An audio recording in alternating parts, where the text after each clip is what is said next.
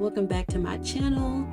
And today we're going to do some Blerd therapy. And so Blerd therapy is where I take all my nerdy little hobbies like anime, K-dramas, all the things, and I utilize it to, teach you about some mental health. And so today we're going to talk about trauma. And so trauma is any life event, physical, mental, emotional, that leaves you with a negative impact. And I'm going to go through a few anime references to kind of teach you what trauma looks like. So first we have Deku and Asta not having powers. And so when you grow up in a world where everyone has powers and you're the one outlier, you will have trauma because you have to work through those emotions of feeling different or being treated different. And if I can give like a real life example, you would think about, when people struggle in school. If everyone else is getting the math equations or they can read at this certain level, you're going to be the outlier. You're going to be treated different or you're going to feel different, and that's going to create trauma. And then let's get the basic one out of here. Let's get the most well-known trauma enemy, and that's anybody who has lost a parent or a significant figure in their life. That can create trauma, that can leave a negative impact on your life. And there's many examples. Every anime main character, every side character, everybody just keep losing people. But I always talk about that's one interesting thing about My Hero.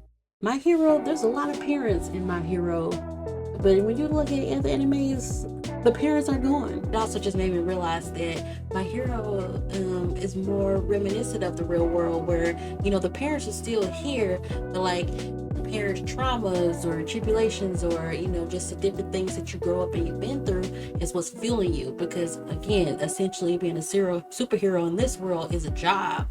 It's and so if you think about Gravity needing money to like help her parents, and then you got Tenya, who is carrying on a family legacy, and then you got Shoto and Dabi, who have trauma from their dad, and they're fueling them in those different ways. Bakugo having the same mannerism as his mother, and then it's funny because his dad's pretty chill, but anyway, and then just a generational trauma from Shigaraki.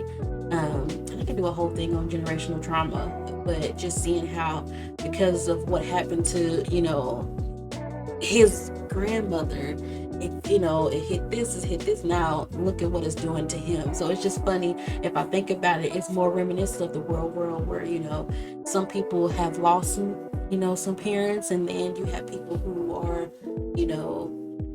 whatever their parents have been through and what the environment they grew up in is what's fueling them going forward. Ooh, another one is Lox's dad leaving Fairy Tail. That created trauma, and that's so interesting because basically, his grandfather was just picking up orphans, just picking them up, like, give me the orphans. And so he was taking all these orphans in, and then for Loxus, to have his grandfather, and then to have his dad, and then his dad left Fairy Tail. That created trauma. That became outlier because that had a negative impact on his life because he grew up with his father. His father left Fairy Tail, where Fairy Tail is supposed to be a place where you come in and you can make your own family. So the real life family to be able to leave, that's a whole negative impact within itself. Then we have Haruka Sakura, different hair color. That creates trauma. Again, it goes back to that feeling different, having to deal with the emotions of that. Here in America, and I talked about that, and when I reacted to the episode, I have an episode pending. It's coming soon, guys. But I have an episode pending, and I was talking about America. It's just not, nobody's going to care except for, the places with too many rules, the schools with too many rules, but nobody's going to care that you have a different hair color.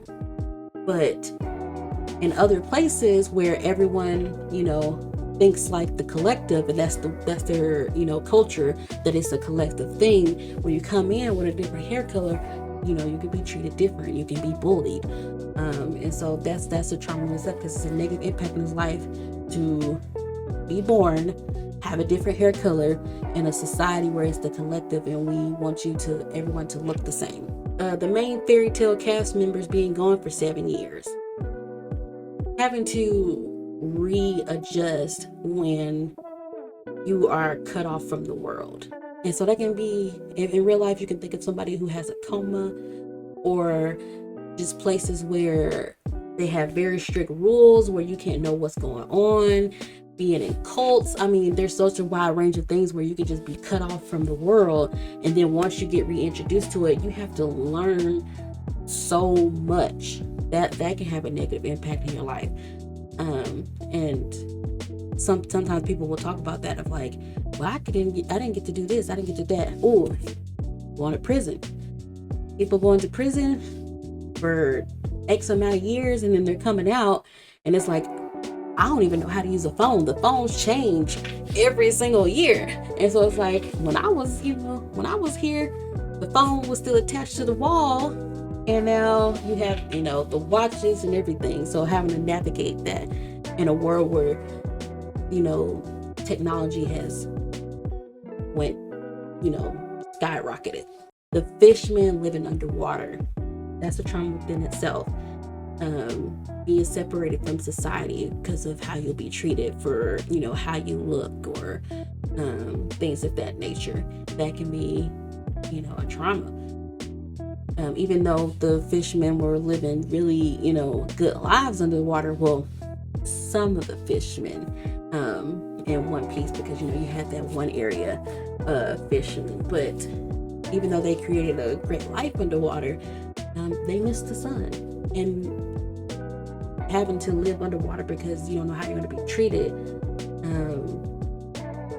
creates a trauma within itself as well. All right, so that was my first episode of Blerd Therapy, where you just got to learn a little bit of trauma and different examples of what that looked like.